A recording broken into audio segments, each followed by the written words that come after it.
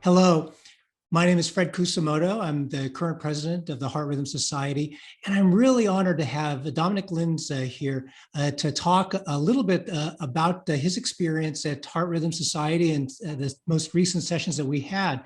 Dominik, if you could just introduce yourself. Sure. Well, first of all, thank you very much for having me. So I'm Dominik Linz. I'm cardiologist, electrophysiologist in Maastricht, the Netherlands. And well, hashtag HRS 2021, a hybrid session. And this was very, very unique. So I actually followed HRS 2021 from Europe, but actually it felt quite live finally. So so we actually had a lot of sessions which we could follow on demand. And particularly, of course, also the social media and Twitter activities really added a lot of communication around those sessions. Yeah, Dominik, isn't that the one amazing thing? We would have all loved to meet each other in person and, re-engage as friends, et cetera, sort of live and in 3D.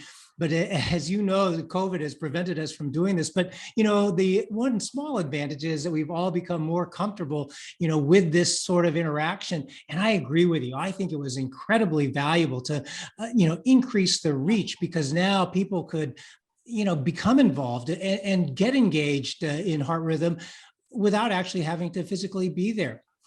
So with that, what session really got you excited this past year?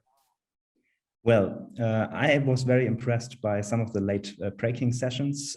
For example, stroke VT. I think this is definitely something which can change how we finally in the future manage anticoagulation about VT. It was presented by DJ Lucky Reddy, and the goal was to identify how to manage anticoagulation. So it was more or less a comparison between NOACs compared to aspirin in VT ablation patients or PVC ablation patients. They could include 260 patients, which is a very big number of such studies. So really different compared to AF studies, of course, but it's hard to find those patients. And they could present then the results that NOACs are superior to aspirin in order to prevent stroke and TIA. And for me, it actually means, well, in the future, I will use NOACs. Wow, that's incredible. I think that that's the kind of information that is absolutely critical and will change practice. We have a few more minutes. Was there another session then that got you really excited?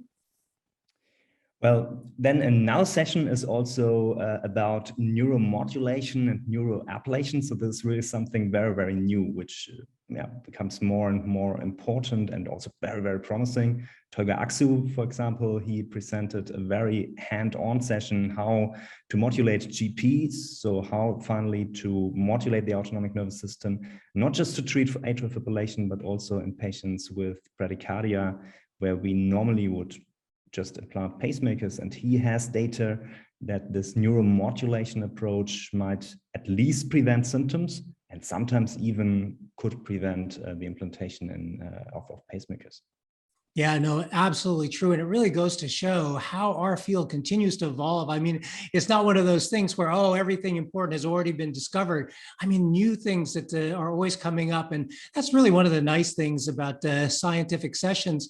And really one of the things that I just wanted to thank you directly, because as a pace setter who has really involved on social media and really getting the word out, I really want to thank you for bringing out the message from Heart Rhythm Society and also for the management of patients with arrhythmia disorders. So Dominik, thank you very much. Thank you.